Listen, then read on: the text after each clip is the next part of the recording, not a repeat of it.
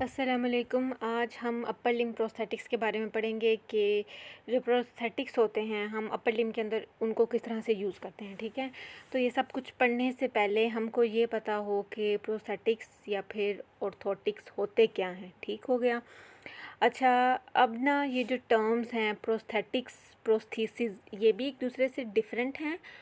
और जो प्रोस्थेटिक और ऑर्थोटिक ये भी डिफरेंट हैं। ठीक है, ऑर्थोटिक एंड ऑर्थोसिस भी जो हैं ये डिफरेंट है। ठीक है, मैं आपको बताती हूँ, अभी आपको थोड़ा मुश्किल लगेगा। अच्छा, अब जो प्रोस्थेटिक्स होते हैं, ठीक है, प्रोस्थेटिक्स हमारे पास क्या है, एक साइंस है जिसके थ्रू हम प्रोस्थीसिस बनाते हैं। ठीक है, और प्रोस्थीसिस हमारे पास क्या है, एक डिवाइस है जो कि हम यूज़ करते हैं पेशेंट की जो लिम्ब होती है, ठीक है, उसको रिप्लेस करने के लिए।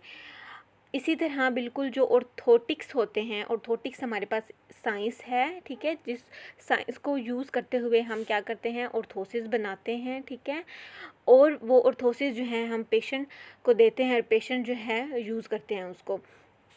अब जो प्रोस्थेटिक्स और ऑर्थोटिक्स की अगर हम बात करें, या फिर प्रोस्थीसिस या फिर ऑर्थोसिस की बात करें, तो इनके अंदर जो सबसे मेजर डिफरेंस है, ठीक है, वो क्या है कि जो प्रोस्थीसिस होते हैं, ठीक है, जब हमने एक लिम्ब को रिप्लेस करना हो टोटली, लिम्ब जो है वो है ही नहीं, उसकी जगह हमने एक आर्टिफिशियल, एक मसनूई लिम्ब जो लगाएंगे उसको हम प्रोस्थीसिस कहेंगे। ठीक है, और अगर हम ऑर्थोसिस की बात करें, कोई अगर मेडिकल कंडीशन है, यानी कि एक पर्सन है, ठीक है, उसकी जो आर्चिज़ हैं वो फुली डेवलप नहीं हुई, या फिर उसका आर्चिज़ का प्रॉब्लम आ रहा है, तो उन आर्चिज़ को करेक्ट करने के लिए हम क्या करेंगे, जो डिवाइस यूज़ करेंगे वो ऑर्थोसिस होगी। ठीक है, ऑर्थोसिस जो एग्जिस्टिंग बॉडी पार्ट है उसके फंक्शन को इन्हेंस करने के लिए यूज़ होता है, और जबकि प्रोस्थीसिस एग्जिस्टिंग बॉडी पार्ट को रिप्लेस करते हुए हम इसको यूज़ करते होते हैं। ठीक है, यानी कि एक लिम्ब एम्प्यूटेट हो गई है, कट गई है ड्यूरिंग सर्जरी, या फिर कोई गैंग्रीन का कोई केस है, या फिर एनी अदर मेडिकल कंडीशन। ठीक है,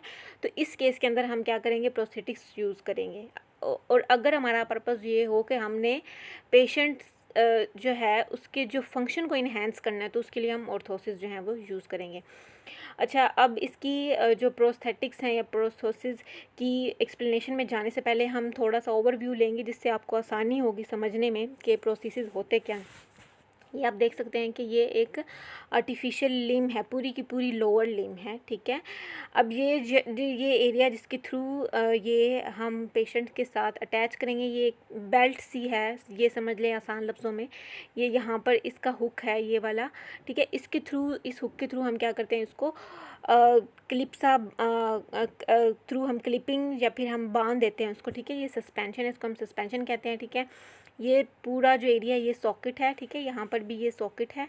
अब सॉकेट हम हमेशा जो एम्प्यूटेटेड पार्ट होता है, ठीक है, जो पार्ट एम्प्यूटेशन के बाद जो पार्ट हमारा रह जाता है, ठीक है, उसके ऊपर जो है हम इसको चढ़ाते हैं, आसान लफ्ज़ों में। ठीक हो गया, इसको हम सॉकेट कहते हैं। ठीक है, ये लाइनर है सॉकेट का, ये लाइनिंग हम जो है हम कंफर्टेबल बनाते हैं पेशेंट्स के लिए। ठीक है, ताकि वो इजीली इसको पहन सके। ये शिन ट्यूब है। ठीक है, शिन ट्यूब पाइलॉन से बनी हुई होती है। ठीक है, तो ये शिन बोन की तौर पे काम करती होती है। प्रोस्थेटिक्स जो हैं ये एंकल वाले एरिया और ये फुट वाला एरिया, ठीक है, इस वजह से हम उसको प्रोस्थेटिक फुट एंड एंकल जो है वो कह रहे हैं। ठीक है, इसके अलावा यहाँ पर रोटेटर लगा हुआ होता है, जिससे इजीली ये रोटेट करता है, पेशेंट अपनी नी को थोड़ा बहुत बेंड कर सकता है। ठीक है, इस एरिया को। ठीक है, अच्छा, आगे हम थोड़ा सा ये देखेंगे कि जो प्रोस्थेटिक्स होते हैं, ठीक है, इसके जो टाइप्स कह लें, या फिर जिस लेवल पे आप एम्प्यूटेट किया हुआ है, ठीक है,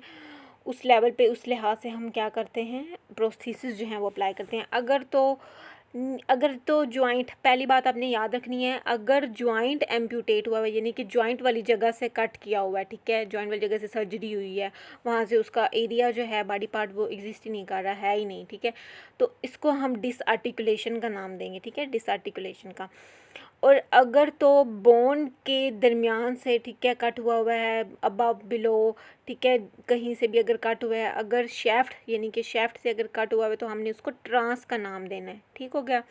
अच्छा, अगर तो ये देखें ना, यहाँ पे हिप जॉइंट है, ठीक है, ये हिप जॉइंट से हमने कट किया हुआ है, एम्पुटेट हुई है उसकी लिम्ब, तो हम इसको हिप डिसआर्टिकुलेशन कहेंगे। नी जॉइंट नी वाले एरिया से हुई है तो नी डिसआर्टिकुलेशन, फुट वाले एरिया से हुए तो फुट एम्पुटेशन या फिर फुट डिसआर्टिकुलेशन भी आप कह सकते हैं। ठीक हो गया। और अगर तो शैफ्ट फेमरल वाले एरिया से हुई है तो आप इसको ट्रांसफेमरल यानी कि अबव नी, ठीक है, अबव नी एम्पुटेट हुआ है। अगर यहाँ से हुई है तो हम इसको हेमीपेल्वेक्टमी भी कहते हैं, ठीक है, और हम इसको अबव हिप कहेंगे। ठीक हो गया।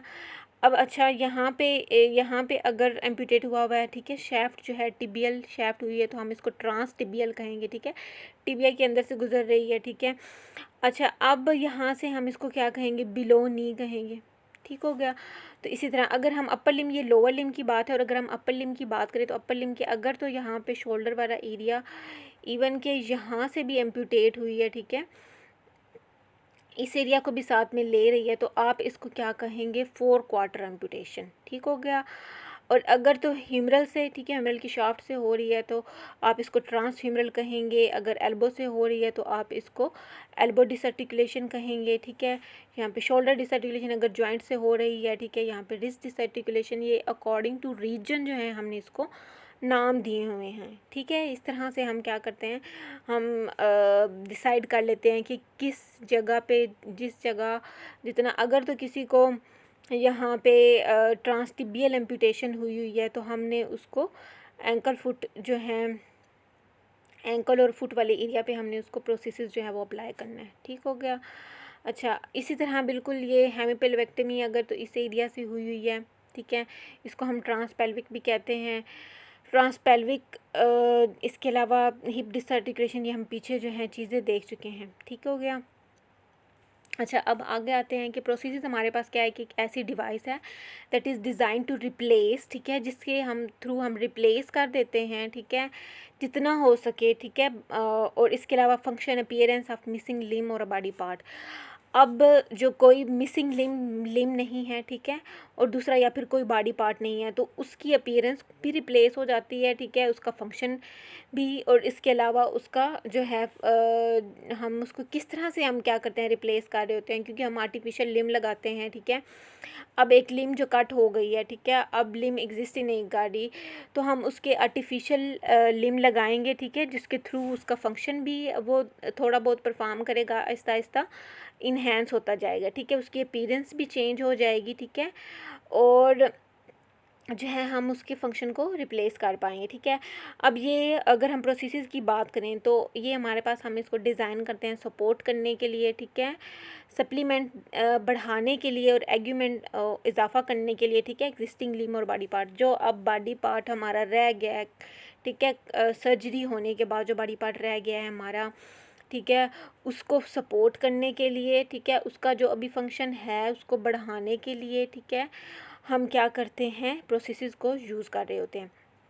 इसके अलावा हमारे पास क्या होता है कि प्रोसेसेस हमारे पास is use to provide an individual who has amputated limb. अब हम प्रोसेसेस उसको देते हैं, ठीक है, उसके ऊपर अप्लाई करते हैं, उन पेशेंट्स को देते हैं जो एम्पुटेटेड लिम होते हैं, ठीक है, वो लिम जो कट हो गई है, ठीक है, किसी भी मेडिकल कंडीशन के केस में हमें लिम्ब उसकी कट करना पड़ी है, कोई एक्सीडेंट हो गया है, किसी भी केस में कट करना पड़ गई है, तो हम क्या करेंगे, उसको रिप्लेस करने के लिए, अब तो कट हो गई है ना, अब वो उसने अपने जो एक्टिविटीज़ हैं डेली लाइफ की उसको तो परफॉर्म करना है, तो उसके लिए हम क्या करेंगे, जो है प्रोसेसेस जो हैं वो यूज़ करेंगे। ठीक हो गया।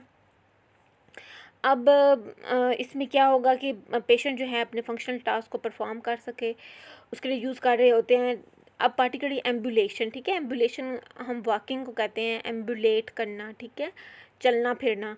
अब विच में नॉट भी पॉसिबल विदाउट लिम, अगर तो लिम नहीं होगी तो ऑब्वियसली पॉसिबल नहीं होगा, ठीक है। अब हमारे पास क्या होता है कि प्रोसेसेस में also made for use during activities. अब ये नहीं होता सिर्फ़ और सिर्फ कि हमने लिम को ही रिप्लेस करना है तो हम यूज़ कर सकते हैं, हम सपोर्ट में भी यूज़ करते हैं, ठीक है, डिफरेंट जो स्पोर्ट मैन होते हैं वो प्रोसेसेस यूज़ करते हैं, ठीक है, इंजरीज़ को प्रिवेंट करने के लिए, ठीक है, डांसिंग में यूज़ कर सकते हैं, स्विमिंग में, साइकिलिंग में, गोल्फिंग में, क्लाइंबिंग में, यानी कि इंजरीज़ को प्रिवेंट करने के लिए हम इन सपोर्ट के अंदर या फिर इन कंडीशंस में यूज़ कर रहे होते हैं, ठीक है। अब जो हमारे पास टाइप्स ऑफ प्रोसेसेस, हमारे पास आर्टिफिशियल लिम्ब जो है, ठीक है, is use to determine largely by the extent of an amputation. जैसे कि मैंने आपको पहले भी बताया है कि किस टाइप का प्रोसेसेस आपने यूज़ करना है, ये डिपेंड करता है कि कहाँ पे एम्पुटेशन हुई हुई है, कौन सा बॉडी पार्ट उसका कट हुआ हुआ है, ठीक है, लोकेशन क्या है मिसिंग एक्सट्रीमिटी की, ठीक हो गया।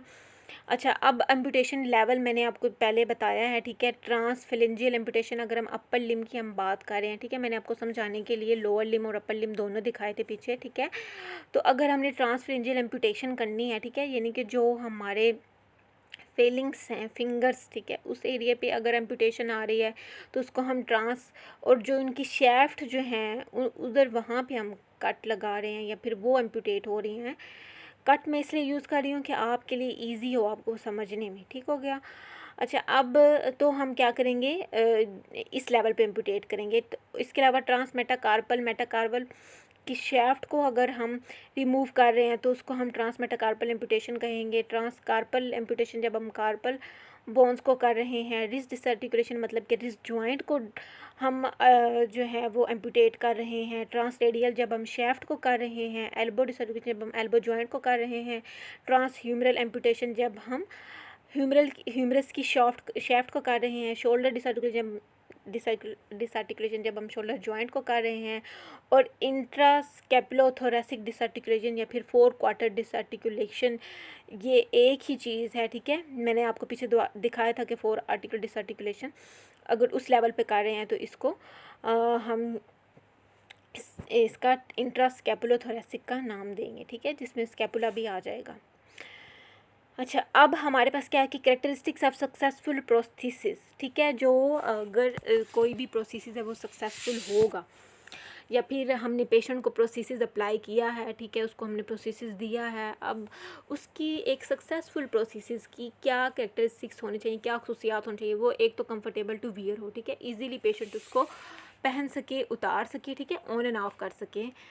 Then easy to put on and remove, ठीक है, यानी कि डोनिंग डोफिंग का जो प्रोसेस है वो इजीली हो सके। लाइट वेट होना चाहिए, उसका वेट कम होना चाहिए। अगर तो उसका वेट ज़्यादा है तो वो उल्टा क्या करेगा कि उसके लिए प्रॉब्लम को बढ़ा देगा। वो हमने उसको इसलिए प्रोसेस अप्लाई किया है कि वो अपनी डेली लाइफ को इजीली परफॉर्म कर सके, ठीक है, या फिर आसानी से चल सके, तो वो उल्टा उसके लिए मुश्किल हो जाएगा। ड्यूरेबल होगा, ठीक है, पायदार होना चाहिए, कॉस्मेटिकली प्लीजिंग होना चाहिए, ठीक है, ये नहीं इतना बुरा नहीं होना चाहिए, क्योंकि एक पर्सन या फिर एक इंडिविजुअल के लिए उसके कॉस्मेटिक्स बहुत इंपॉर्टेंट रखते हैं, ठीक है, वो कैसा दिख रहा है, ठीक है, ये उसके लिए बहुत इंपॉर्टेंट कॉस्मेटिकली प्लीजिंग होना चाहिए, ठीक है। अब आई होप सो कि आपको इसकी समझ आ गई होगी। अगर आपको नहीं फिर भी समझ आई तो आप मुझसे पूछ सकते हैं, ठीक है। Function well mechanically and require maintenance, ठीक है, मैकेनिकली वो अपना फंक्शन सही से परफॉर्म करे, ठीक है, जिस पर्पस के लिए हमने प्रोसेसेस अप्लाई किया वो इजीली उसको परफॉर्म करे, ठीक है, और रिक्वायर मेंटेनेंस, और मेंटेनेंस भी दे रहा हो, ठीक हो गया। अच्छा, अब considerations when choosing a processes, ठीक हो गया। अब कंसीडरेशन आपने कौन कौन सी लेनी है जब आपने प्रोसेसेस को चूज़ कर रहे होना है, ठीक है। आपने एम्पुटेशन लेवल, एक तो आपने एम्पुटेशन लेवल देखना है, ठीक है, किस लेवल पे एम्पुटेशन हुई हुई है, ठीक है, एल्बो के लेवल पे हुई हुई है, रिस्ट के लेवल पे हुई हुई है, ठीक है, या फिर शेफ्ट के लेवल पे हुई है, ह्यूमरस के या फिर रेडियस के, ठीक हो गया। Contour of the residual limb, अब जो लिम्ब बच गई है ना, ठीक है, एम्पुटेशन होने के बाद जो रेजिडुअल लिम्ब बच गई है, ठीक है, जो एम्पुटेशन हो गई, ठीक है, उसके बाद जो लिम्ब बची है, ठीक है, जो शेप बची है, आपने देखा होगा, उसको हम रेजिडुअल लिम्ब कहते हैं, ठीक है। उसकी जो शेप होगी ना उसके अकॉर्डिंगली आपने सॉकेट डिज़ाइन करनी है। मैंने आपको पहले पीछे बताया है कि सॉकेट क्या होती है, ठीक है, एक्सपेक्टेड फंक्शन और पेशेंट को फंक्शन क्या चाहिए, ठीक है, क्या वो यंग एज है उसकी, तो ज़ाहिर बात है उसके डिफरेंट जो है वो फंक्शन परफॉर्म करेगा, उसने उसकी जॉब करनी होगी, ठीक हो गया। Cognitive function of the patient, और पेशेंट के कोग्निटिव जो है यानी कि ब्रेन का फंक्शन क्या है, ठीक है, मतलब कि वो बच्चा है बड़ा है, ठीक है, उसके हिसाब से भी आपने डिसाइड करना है, ठीक है। प्रोफेशन ऑफ द पेशेंट, के पेशेंट का प्रोफेशन क्या है, डेस्क जॉब है ये वर्सेस मैनुअल लेबर कर रहा है, ठीक हो गया। Cosmetic importance of the processes, cosmetic importance यानी कि प्रोसेसेस दिख कैसा रहा है, कैसा है, ठीक है। Financial resource of the patient, एक पेशेंट है वो क्या उसको अफोर्ड कर पा रहा है, ठीक है। जितना अच्छा प्रोसेस होगा उसकी ज़्यादा जो है उतनी ही वो प्राइस होगी, ठीक है। अगला जो है आगे जो है हम नेक्स्ट लेक्चर में डिस्कस करेंगे, ठीक हो गया।